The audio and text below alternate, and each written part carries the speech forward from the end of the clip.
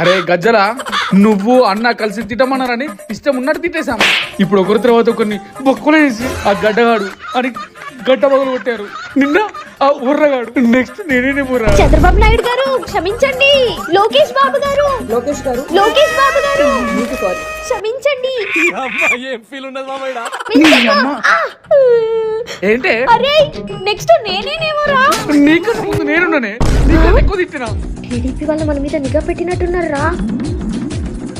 దీనంతటి కారణం నీ కొడుకు రమ్మన్నా పడుకోవాన్ని. మా అందరితోటి ఏవో పోస్టులు పెట్టించి చంద్రబాబు గారు, ఇప్పుడు అండర్ గ్రౌండ్ లో ఉన్నాడు. క్షమించండి.